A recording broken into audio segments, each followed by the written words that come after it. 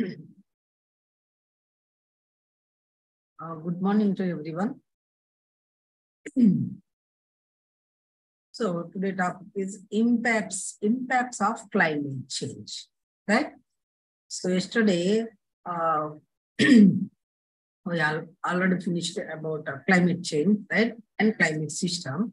So now under this impacts on this climate change, you see here agriculture and food security and Indian agriculture and water stress and water security, rising sea level, coastal states, ecosystem and biodiversity, Indian biodiversity, climate change and health.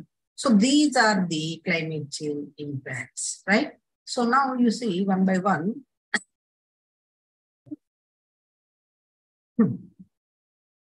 So agriculture and food security. Right? So we already know what people are depending on the agriculture, right? So in most of the countries and also agricultural allied activities, right? So what is happening is because of climate change, right? So we dealt with what is of climate change, and it is a change with weather patterns, right? Change with weather pattern. So, and then because of the climate change, so the crop yield is decreased, and then lately, what is happening is the water source or the fresh water or any water is getting depleted, right? So, and then last is the pests. These pests are increasing, right? So these are the causes of climate change in the agriculture sectors. So, and then after, what is happening is the greenhouse gases.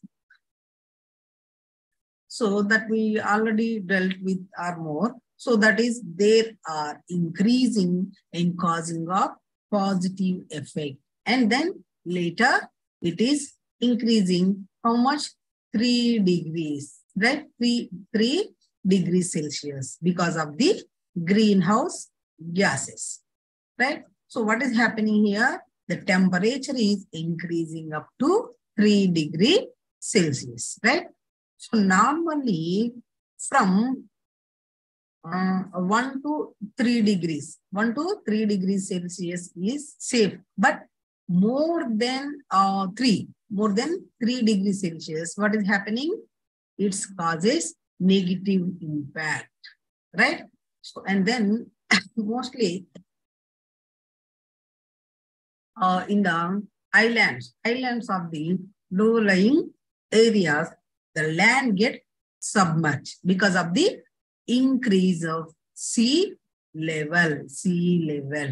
So, and the agricultural activities cannot be done in those areas, right? Remember that word. So, and hence this region suffers a lot, and especially is it is in Asia and Africa.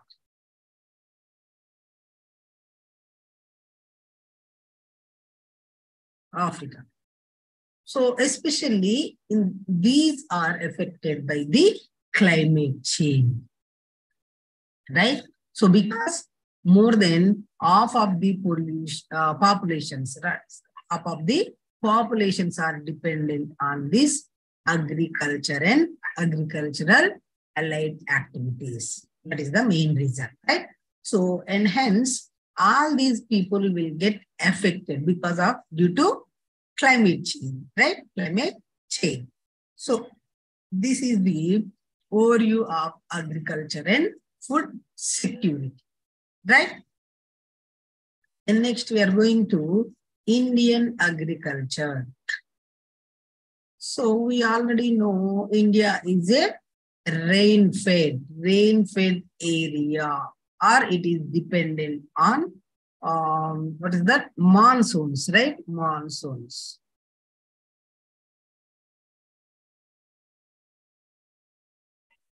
For most of this agricultural activity. So what is happening in India? So the rain-fed shifts in timings, and this hugely impacts the economy of our countries, right? So that is the rainfall which is supposed to come today. So is not coming on summer the time, and hence the shift in patterns of the rainfall, right? So this is the really not good for the cultivators, because this is only depend on the rainwater. What is that? Rainwater. So, and then due to the economy, it will get defected. So what is happening here? In India, in summer rainfall accounts for more than how much? 70. Sorry, not 10, 70%. Okay. 70% of the total annual rainfall. But due to climate change, the summer rainfall has been decreasing and the winter rainfall has been increasing, right? So this is the impact, right? And then moving to the temperature. So the temperature increase, that is the climate change, and because of the greenhouse gases, right? So there is a global warming. So that is prevailing in our earth. So, and hence there will be increase in temperature. I already said that the crop yield in India hugely affected, right? Because of the increasing temperature and the shifting of the rainfall, right? So, and then because of the increasing temperature, more amount and new amount of species so get developed into the agricultural sector. So that is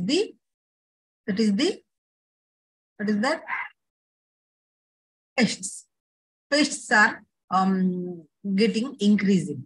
So in order to avoid the pests, you have to use pesticides or insecticides and find a new variety to overcome the pest, right? So these fertilizers have to be concentrated, but in turn, these fertilizers are not good for our human health and it causes the health impacts, right? So these are the agricultural impacts on the India. The next, water stress in water security.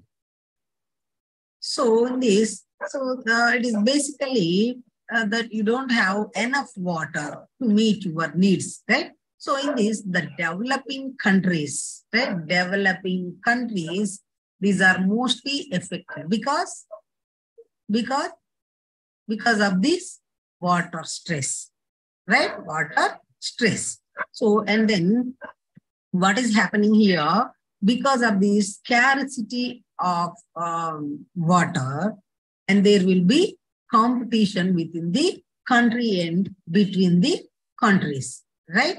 So, for example, you say some between Tamil Nadu, right? Tamil Nadu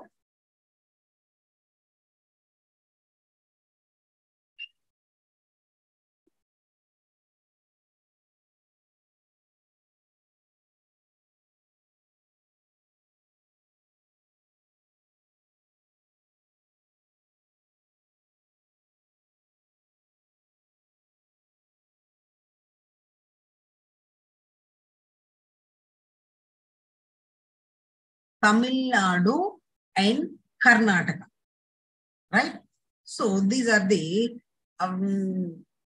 between the Kaveri water dispute is there, right? So the happen is within the country and between the countries. So this is the point should be remembered under this water stress, right? and also glaciers. And these are the melting hugely, right? So, and then some rivers in North India, that is the Ganga, right? Ganga and Brahmaputra all flow because of the glacier melts, right? So these rivers depend on the glaciers of the flow. And when these glaciers disappear due to climate change or increasing the temperature, so the perennial rivers will get affected on huge extent, right? So when the fresh water is getting also depleted. So due to various pollution levels, the groundwater is being taken away, or the groundwater is being polluted. So this is important to preserve fresh water, right? Now, rise in sea level or sea level rise. So sea level rise is both due to thermal expansions as well as melting of, what is that? Melting of ice sheets, right?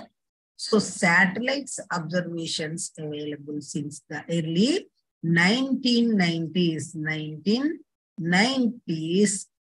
show that since 1993, sea level has been rising at a rate per year. So that is significantly higher than the average during the previous half century, right? So the IPCC report predicts that sea level could rise rapidly with accelerated ice sheet disintegration, right? So the global temperature increase of how much? 3 to 4 degrees Celsius. It could result in 330 million people being permanently or temporarily displaced to flooding. So warming sea level also fuel more intense tropical storms, right? So the sea level is the base level for measuring elevation and depth on the earth. So hence the sea level rise is a climate change phenomena. Is it correct or not? It is a climate change phenomena. Yes. So through which the ocean water volumes increases, and mostly as a consequence of ice sheets, these ice sheets and glaciers. Ice sheets and glaciers, those are melting, and water thermal expansion. Water thermal expansion. So as a consequence of sea level rising in coastal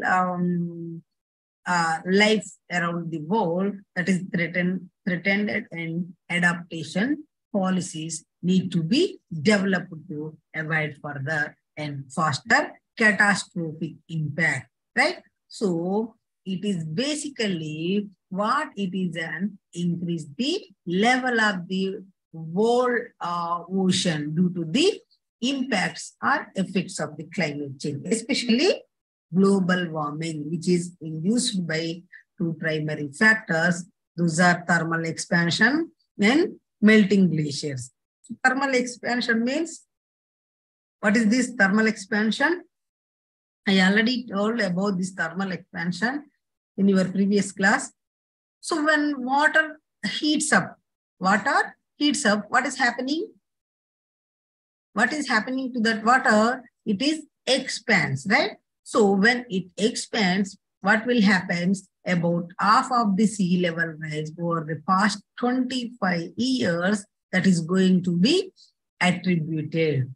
So what? Warmer oceans, right? Warmer ocean. It means expanding and it is occupying more space, right? More space. So one is the thermal expansion part that is giving rise to the sea level, and another one is this glacier melting, right? Glaciers melting. So it is very commonly understood by all of us. So that if glaciers melt, what is happening?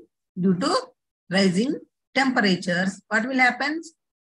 There will be rise in the sea level automatically.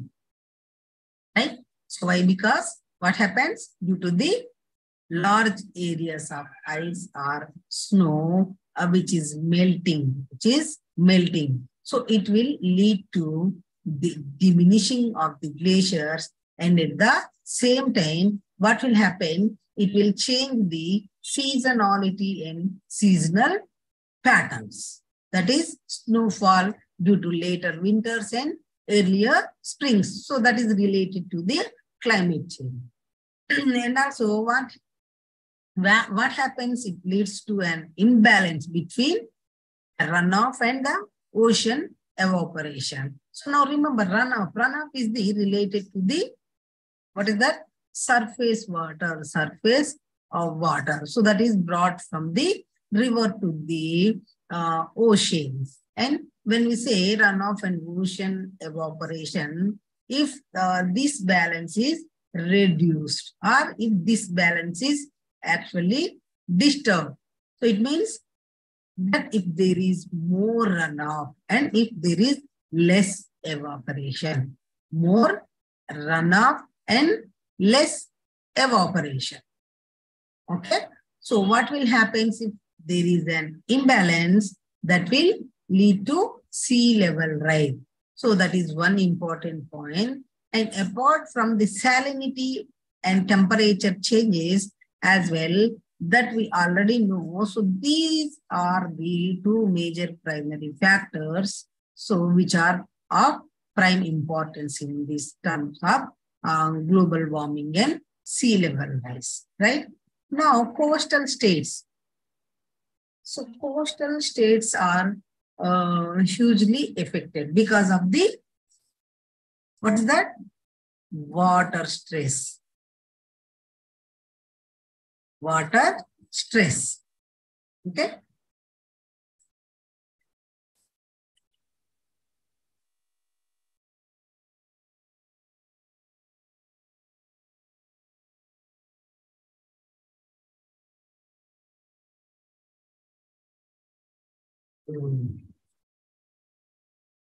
So, however, the consequences of future climate change may be felt more severely in developing countries such as India, whose economy is dangerously dependent on agriculture, and it is already under stress due to current population increase and associated demands for energy in fresh water and food.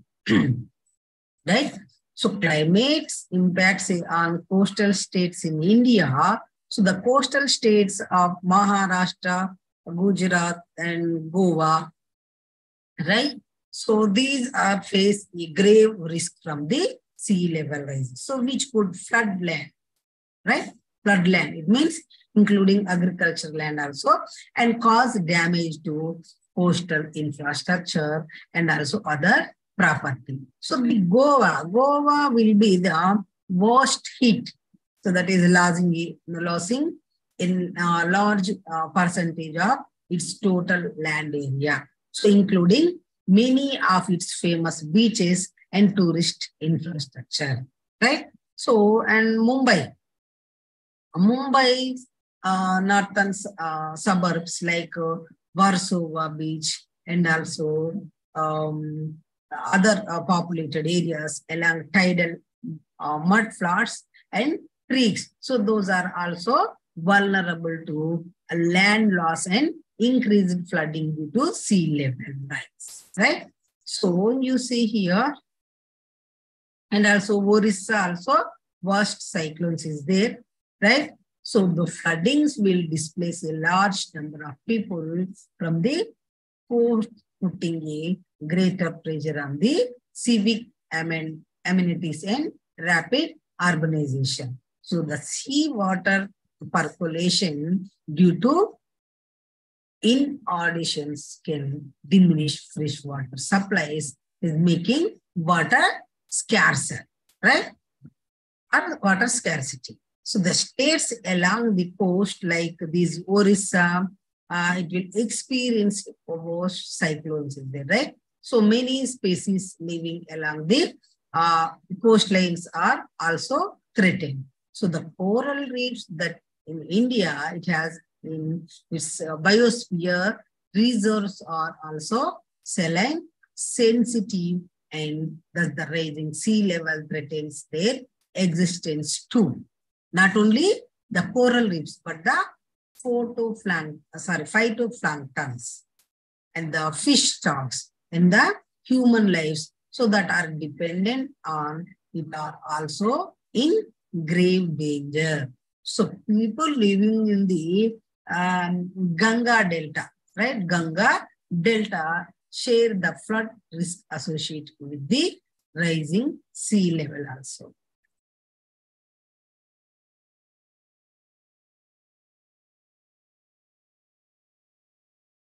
So now ecosystem and biodiversity. So International World Wildlife Fund, that is called WWF. WWF. Okay, International World Wildlife Fund, right? So that is asserted that one-fifth of the world's most vulnerable and natural areas may be facing a catastrophic loss of species. Is that right? And also impacts on Indian biodiversity. It is predicted that there will be an increase in the phenomena of glaciers lake and outburst and floods in the eastern and the central Himalayas, and those are causing catastrophic flooding downstream with serious damage. Right? So India is the land of mega biodiversity. All of you know about that, right? And encompassing features from the glaciers to deserts. So, however, the climate change is posing grave threat to its ecosystem, right?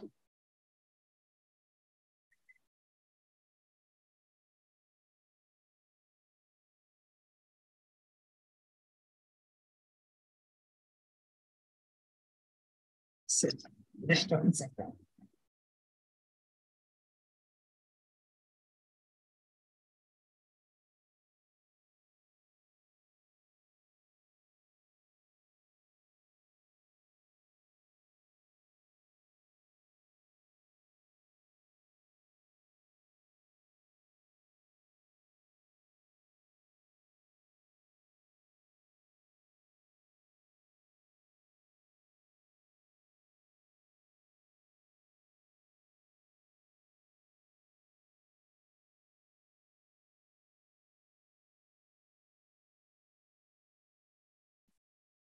The mountain ecosystem are hotspots of biodiversity.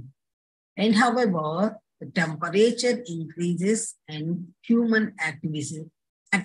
So these are the causing fragmentation and degradation of mountain biodiversity, right? So the Himalayan ecosystem is also considered as the lifeline, not only to India, but also to our neighboring countries such as China, and also Pakistan, and also Nepal, owing to the perennial rivers that arise out of the melting glaciers, right? So it is home to the largest amount of glaciers after the North and the South Pole.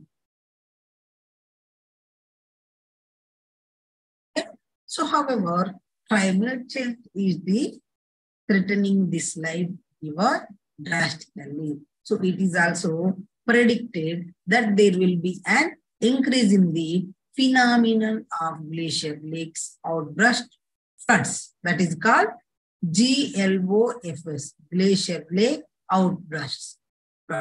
So in the eastern and central Himalayas. So that is causing catastrophic floodings downstream with serious damage to life and properties and forest and also farms and also infrastructure. So that is occupying 127.3 or 38.8% of the countries, that is the geographical area, and spread over 10 states. So the Indian desert fauna is extremely rich in species diversity of mermaids and winter migratory birds, right? So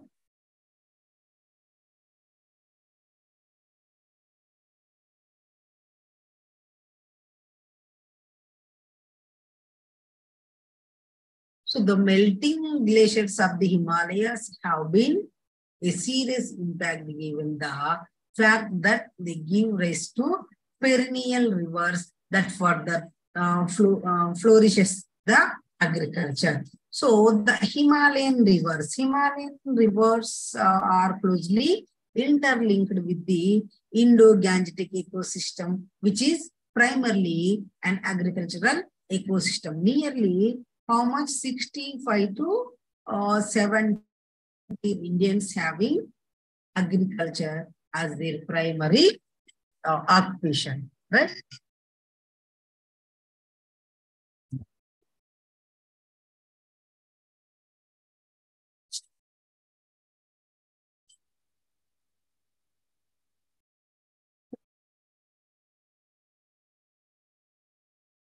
So climate change in health.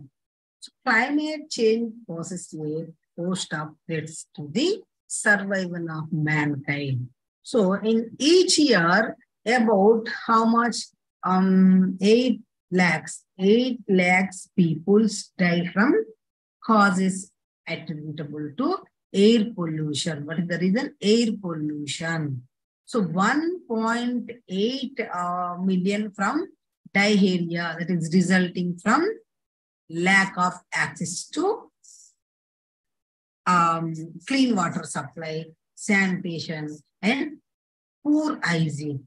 So 3.5 million from malnutrition and approximately 60,000 in natural disasters, right? So the warmer and more variable climate, it would result in higher levels of some air pollutants, increased transmission of diseases through unclean water and through contaminated food.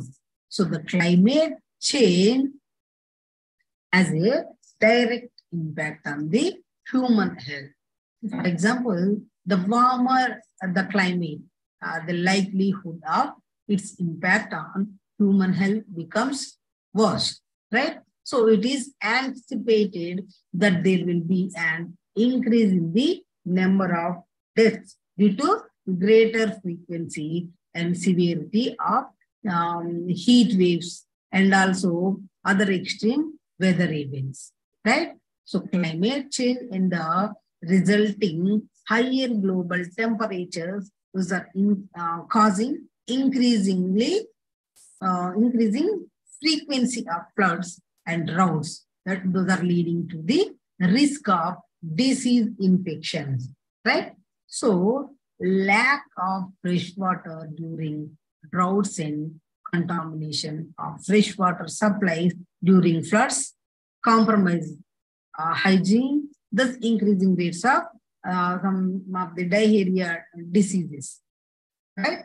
So endemic morbidity and mortality due to diarrhea disease primarily associated with floods and droughts. So those are expected to rise in East, South, and Southeast Asia due to projected changes in hydrological cycles. So flooding also creates opportunities for breeding of disease-carrying insects such as mosquitoes, right?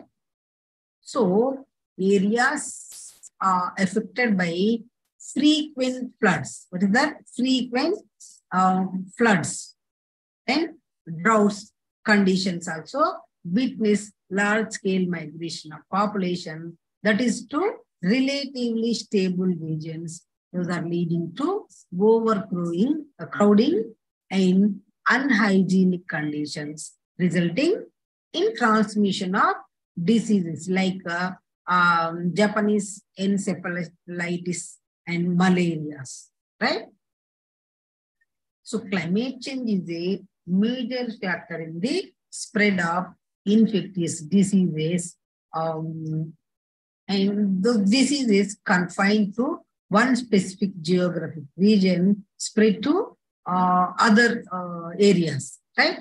So the WHO, World Health Organization, in their studies have indicated that due to rising temperatures, malaria cases are now being reported for the first time from countries like Nepal and Bhutan, right? So it has also been predicted that an additional 220 to 400 million people could be exposed to malaria. So this is a disease that claims around 1 million lives annually. How much? 1 million, right? So the dengue fever also is already evident at higher levels of the elevation in Latin Americas, right? Latin Americas and parts of the East Asia also. So studies suggest that climate change may swell the population at risk of malaria in Africa by 90 millions by the year of 2030. So in the global population at risk of dengue by 2 billion by the year of 2080s, right? So this is the climate change and effect of health.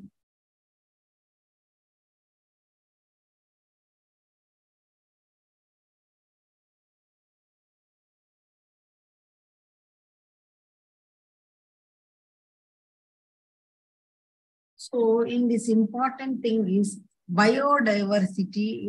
In your examination, they're asking biodiversity in India. So you can write, so now I will tell you. So over the 90% of the area under the biodiversity hotspots in India have been lost. So India has 4 biodiversity hotspots and 90%. How much? 90% of this area has been lost. According to the, what is that? CSE. CSE means Center for Science and Environment's new report entitled, that is State of India's Environment in Figures 2021. So as per the data compiled in the report, the Indo-Burma hotspot is the worst affected.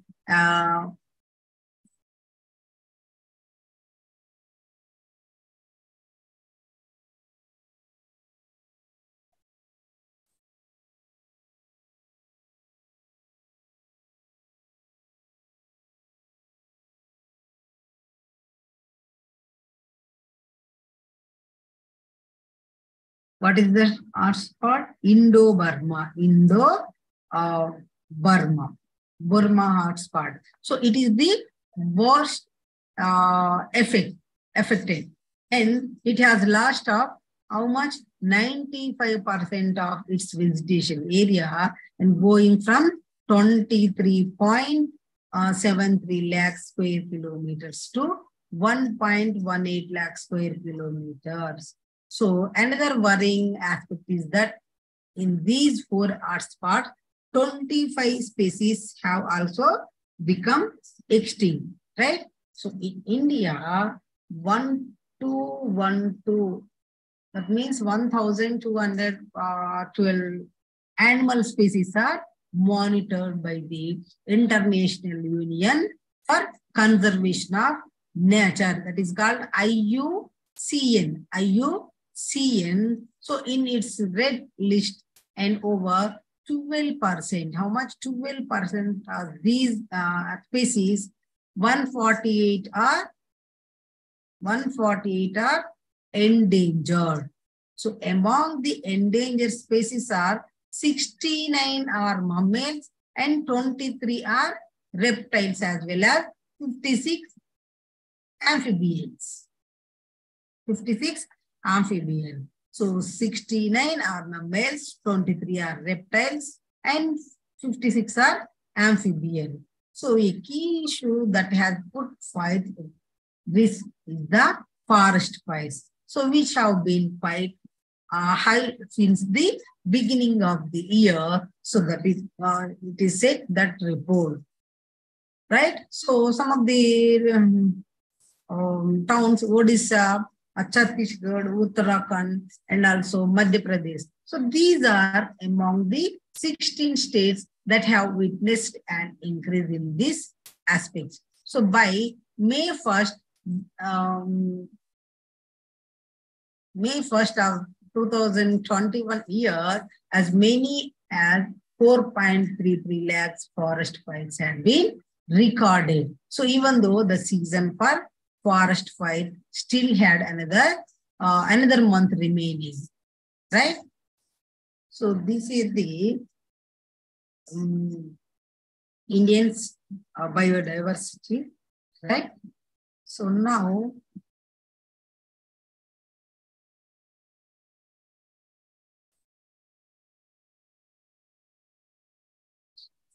so next topic is we are going to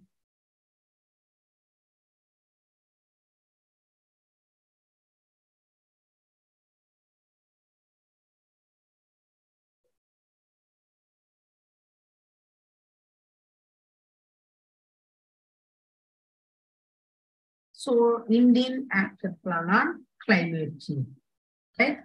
So the National Action Plan and Climate Change, National Action Plan and Climate Change. So that is called NAPCC.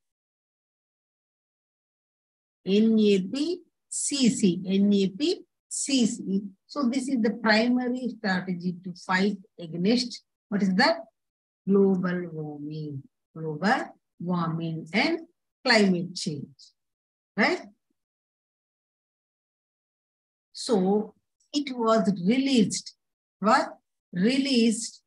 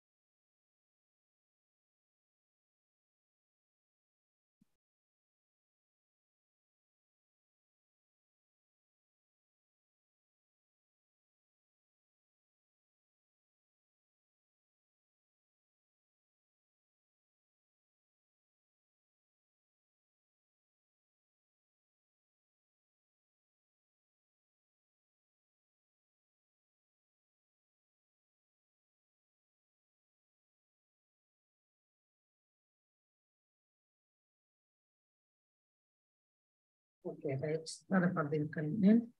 So it was released on the 30th June era 2008. So this National Action Plan, it effectively pulls together a number of government schemes, policies, and programs under the various sectors like water, renewable energy, and energy efficiency, agriculture, and also others into a set of 8 missions. So it's pulled together a number of strategies into those 8 missions, which helps in a comprehensive approach towards the climate change and global warming. So here, the Prime Minister's Council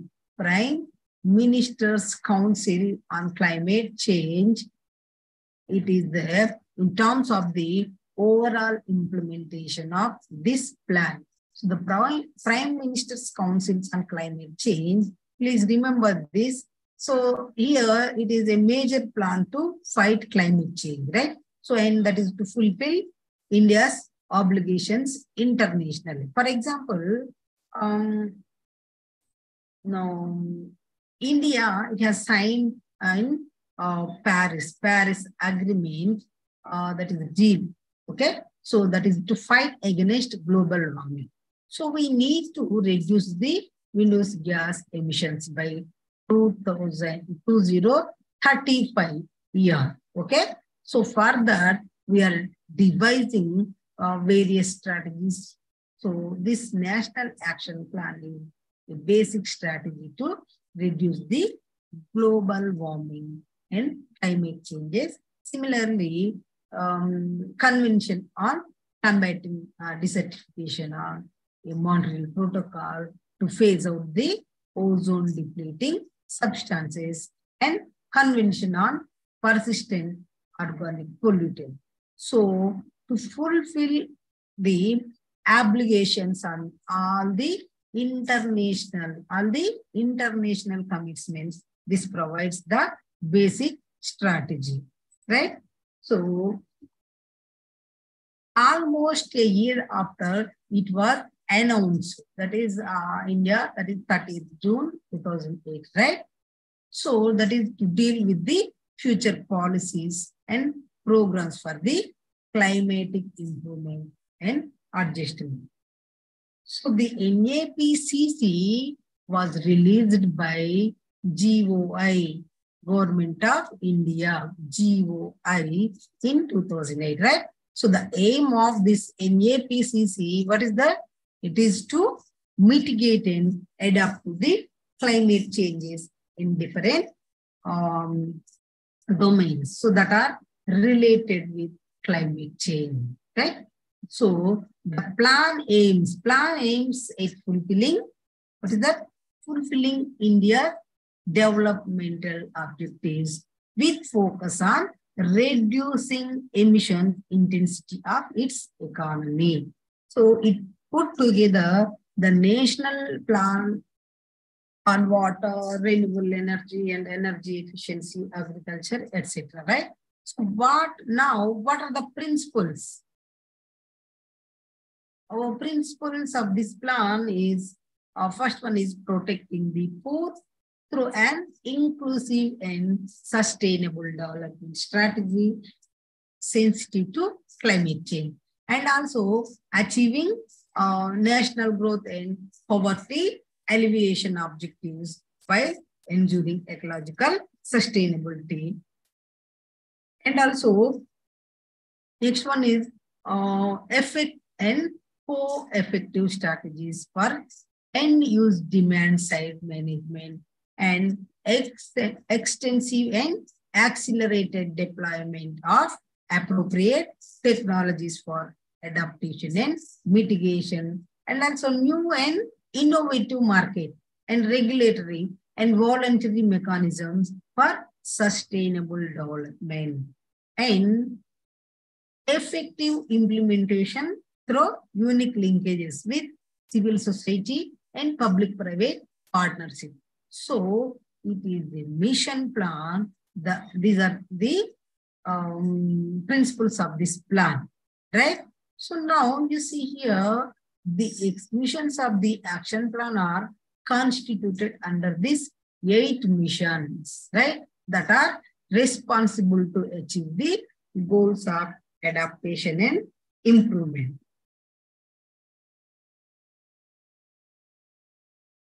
Right?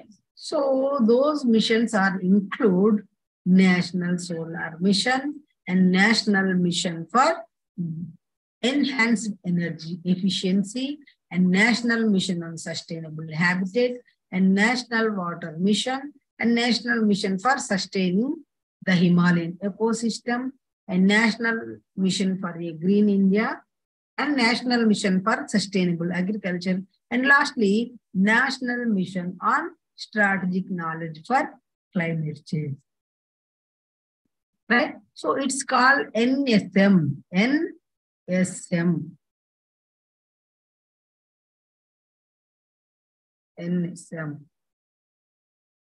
Now, second one is called NMEE.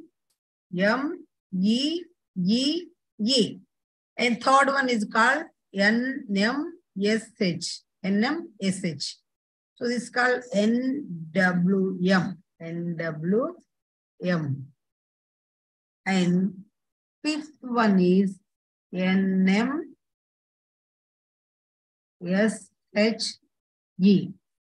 Okay? And sixth one is NMGA. NMGA. Sorry, it's not working. And seventh one is National Mission for Sustainable Agriculture. That's called NMSA. NMSA. And last one is NMSKCC. NMSKCC.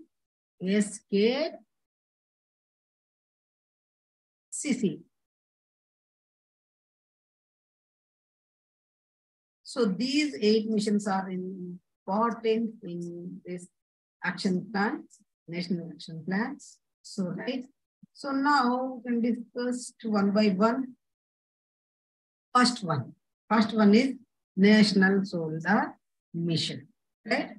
So it is governed by the Ministry of New and Renewable Energy.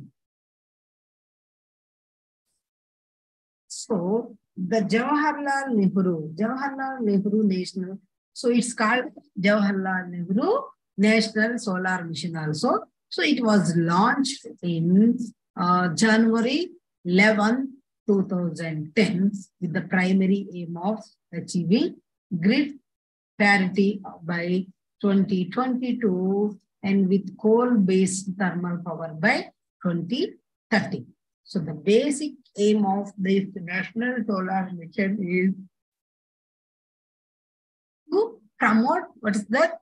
Solar energy, or it is to promote all types of steps that will definitely help in increasing or harnessing the use of solar energy. So as a part of these missions, so this mission sets an ambitious targets of generating how much? 20,000 megawatts of solar power by the year of 2022. Okay. So along with that, we have some specific goals for increasing the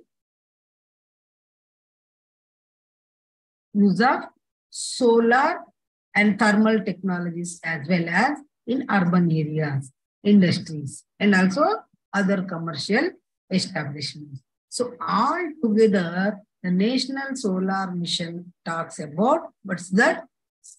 Promoting better utilization of solar energy.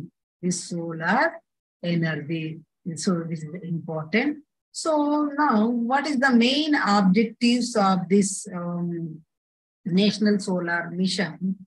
So you see, the objectives of the National Solar Mission is to establish India as a global leader in solar energy by creating the policy conditions for its diffusion across the country. So as quickly as possible, right? So the mission adopts a three-phase approaches. So now you see here phase one. Phase one and phase two and phase three. So phase one is up to from 2010 to 2013, and phase two is 2013 to 17, and phase three is 17 to 22. So the immediate aim of the mission is to focus on setting up and enabling environment for solar technology penetration in the country, both at a centralized and decentralized level, right? So now you see it is incremental increasing the solar power generation. So for example, you see here this one 1,000 to 2,000 megawatts in the first phase, and 4,000 to 10,000 to 10,000 megawatt in the second phase, and last one is 20,000 megawatts in the third phase, right? You see how it is incremental increasing here, the solar power generation, okay? So now,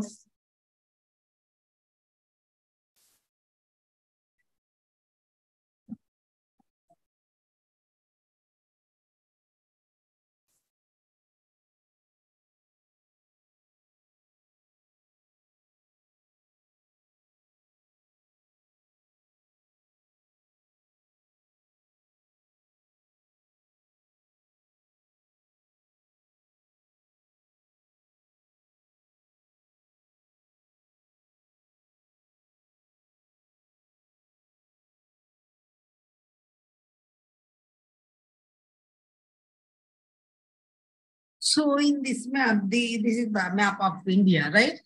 So which shows the huge potential for solar power generation in the country. So if you look at the orange color, right? So these regions, so these are the regions which are very continual for extraction of solar power in the country. So they have the potential of 2150 kilowatts, 2150 kilowatt per meter square. How much? 2150. So they receive solar energy more than 2150 kilowatt per hour per meter square. Okay.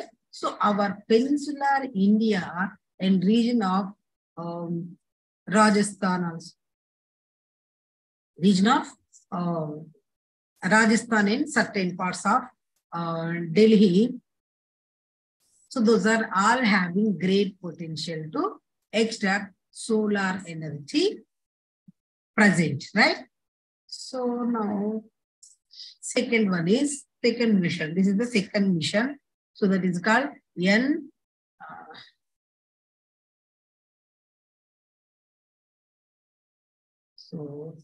NMEE,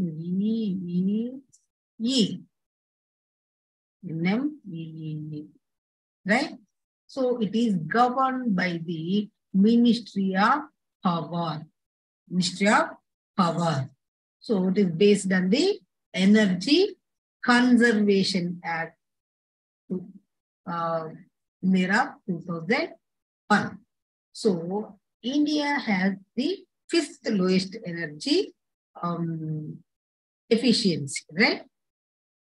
So in the world. So for the GDP to energy consumption, GDP to energy consumption ratio is also poor. So the mission thus plans sustainable economic growth along with reduction in energy and carbon intensity of the economy. So what is the mission of aim is So this mission is to strengthen the market for energy efficiency in the country by creating conductive regulated architecture. So this energy and fostering innovation and sustainable business models to the energy efficiency sector. So now this mission, what is the mission aim? Aims to promoting or improving energy efficiency, right? So within the country in different platforms of energy use, right? So and it aims at saving a minimum of how much? 10,000 megawatt of energy by within the 4 years. Within the 4 years. So it is a part of this mission. We were discussing about 3-star or 4-star, like 3-star or 4-star electronic devices. And we also discussed regarding the AC, air conditioned such, right? So all the appliances comes with star rating. All of you know about that, right? Star rating electronic appliances. So now, if 4-star, you see here 1, 2, 3, 4, and last 5. But here only we have 4 stars, right? So and also 5 stars, it is more energy efficient, right? 4-star, it is energy efficient, and 5-star, it is more energy efficient than 1 or 2 stars, right? 1 or 2 stars. So this creates awareness among the consumers to purchase in the energy efficient appliances, right? So it all comes as a part to save and promote maximum energy. Save and promote maximum energy, enhanced energy efficiency, right? So now we are going to next mission is National Mission on Sustainable Habitat. So it's called NMSH.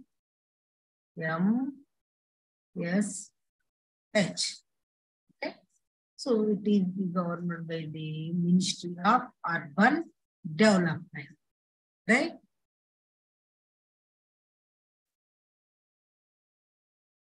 So in this mission describes strategies to implement measures in the various sectors like energy efficiency, urban transport, and water supply and sewage, and also municipal solid waste management, and urban storm water management, and also urban planning, right? So now this manifold agenda mission, because it looks at energy efficiency, right? Energy efficiency within the buildings, waste disposal from these buildings, and betters the public transport system. So it aims to promoting energy efficiency as a common or a core component of urban planning, and the plan calls for, or the mission calls for, extending the existing energy conservation building code. What is this? Building code. This is the main important, which means as of now, we have a specific set of codes, right? So that has to be fulfilled while creating or while constructing different buildings, especially in where urban areas only, right? Urban areas only. So this particular mission aims, what is that? At promoting a better building goal and a better energy efficiency building code. So that is creation of one building code. This one building code for the entire nation, entire nation. So especially it is related to the urban areas, right? And also give a special emphasis on urban waste management and as well as recycling, including the power production from the renewable resources or power productions from the waste.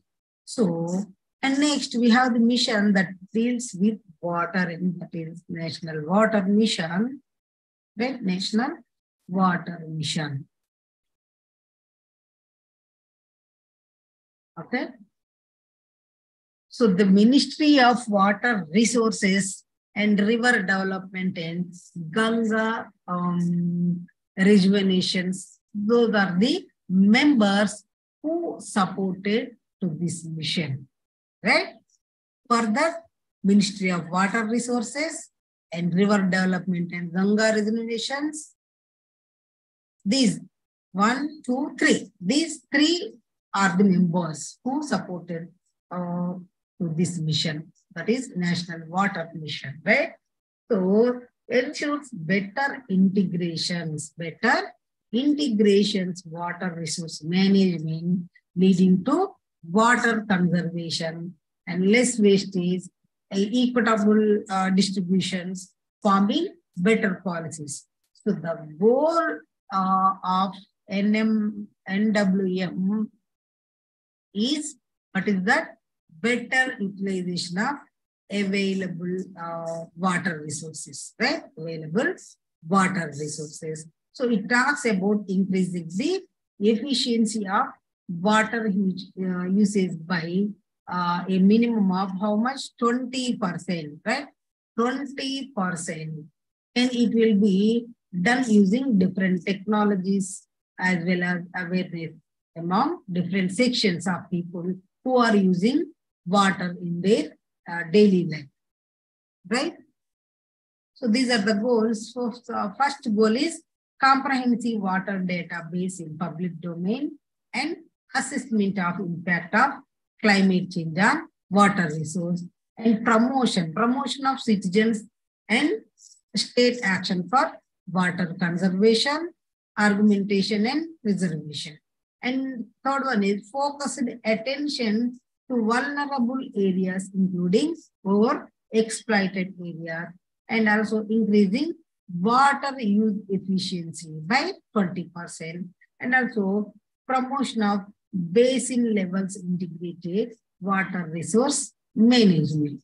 So these are the goals in this National Water Mission, right? Now we are going to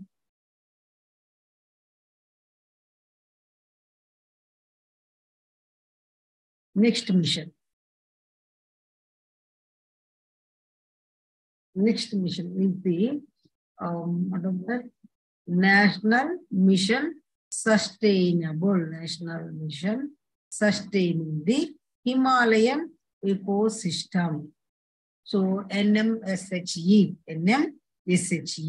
So it is governed by the Department of Science and Technology. It's called DST. Right? So create, protect to Himalayan. Protect to, what is the aim of this mission? Create, protect to the Himalayan ecosystem, right? So the mandate is to evolve measures to sustain and safeguard the Himalayan glaciers, mountain ecosystems, biodiversity, and wildlife conservation and protection.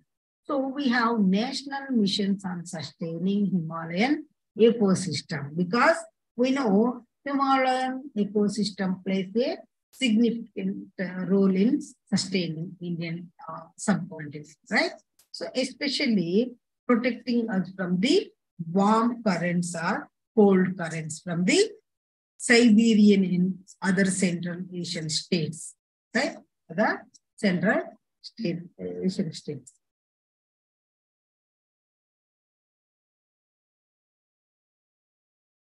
So this particular aim, sustaining Himalayan ecosystem, right? Himalayan.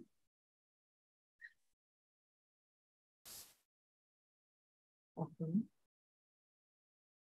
So it is deal with development or improvement of ecological value of Himalayan ecosystem. So, and also environmental peculiarities and biodiversity peculiarities of Himalayan ecosystem. So in symbol, it talks about protecting and preserving different aspects that is related to Himalayan ecosystem. Okay? And also it talks about protecting glaciers, which are a major source of India's water supply, as well as the projects to receive as a result of our project source to reduce the impact of global warming.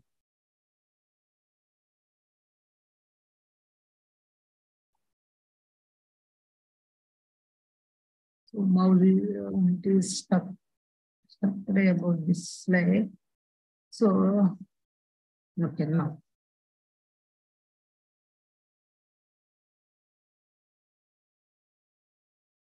So you see here the coverage of this mission. The mission covers all 12 Himalayan states of India in the Indian Himalayan regions. That is called IHR, right? So those are include 10 hill states, that is Jammu and Kashmir, Himachal Pradesh, Uttarakhand, Sikkim, Arunachal Pradesh, and Nagaland, Manipur, Mizoram, Tripura, and also Meghalaya. These are the 10 hill states, including this mission, and 2 partial hill states, namely Assam and West Bengal also, right?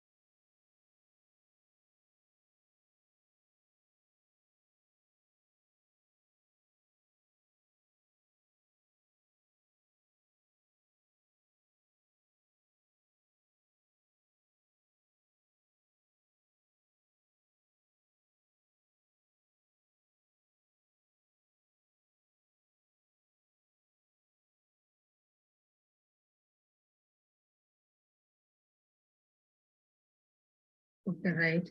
So now we are going to the National Mission for Green India, NMGI.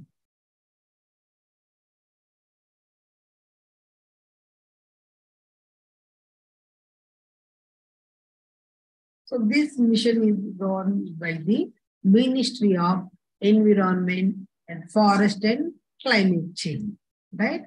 So it has the mandate of reviving degraded forest land with a focus on increasing forest cover and density and conserving biodiversity. So it works towards reducing fragmentation of forest and enhancing private-public partnerships for plantations, improving schemes based on joint forestry management, right? So in the year of 2014, the Ministry of Environment and Forest got go ahead to work on this from the cabinet. So as the name indicate, it talks about what is that? increasing the forest cover. What is that? Increasing the forest cover. It talks about afforestation and about preventing deforestation. Okay. As a part of this Green India mission, it promotes or it touches and forestation of around how much? 6 million hectares. 6 million hectares are degraded lands. So it also talks about increasing the existing forest cover from 23% to 33% of the total land territory, right? So I hope all of you know that the ideal or the best or the minimum amount of or percentage of land that should be under forest for sustaining or for a better society is 33%, right? So the National Green India Mission, it talks about what is that? Increasing, this is the main impact, this increasing the existing forest covers from this 23 to 33%, right? This is the main important. And then next we are going to another mission, that is National Mission for Sustainable Agriculture, that is called NMSA. Okay. So it is governed by the Ministry of Agriculture. So the main objective is how climatic change affects crops and their development through various mechanisms. So this is the main objective. So for example, in areas where there are more rains, so it focuses on integrated farming, use of water efficiently, soil health management, etc. Right? So it works towards devising strategies to make Indian agriculture less susceptible to climate change. And also it would identify and develop new crop varieties, these new crop varieties. So use traditional and modern agricultural techniques. So the sustainable development is the development that helps to meet the need of the existing generation without compromising the needs of the future generation. So that is similar to, we should have a sustainable agriculture, which means the existing agriculture needs or farm needs or food needs of the existing people of generation has to be fulfilled. So, and also there should not be any compromise, right? Any compromise with regards to the future chances of agriculture. So that is, this mission aims to support climate adaptation in agriculture through development of climate resilient crops, and also the expansion of weather insurance mechanism, and also promoting better agricultural practices, right? So all this together, it talks about sustainable agriculture for the future. Okay. So now next one is, this is the last mission. It's called, what is that? NMSAC,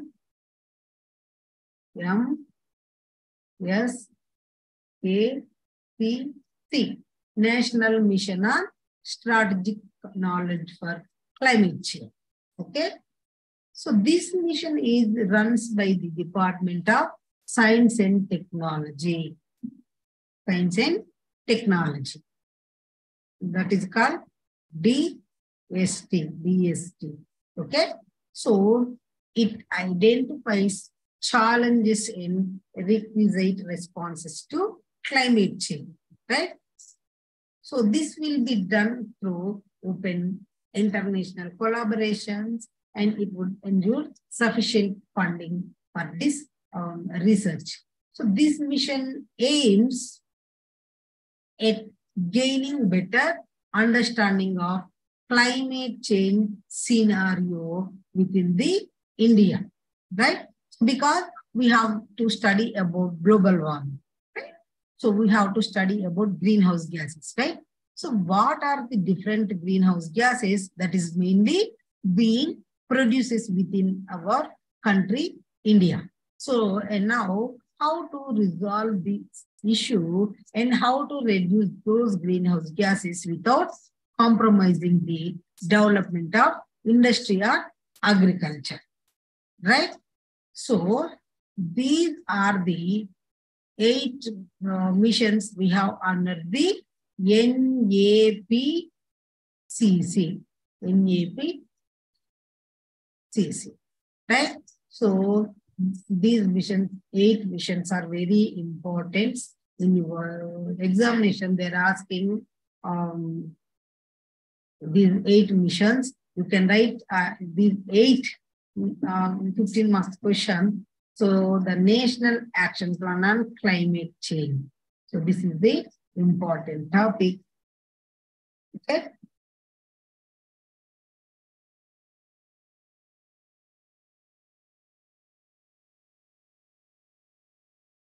Right.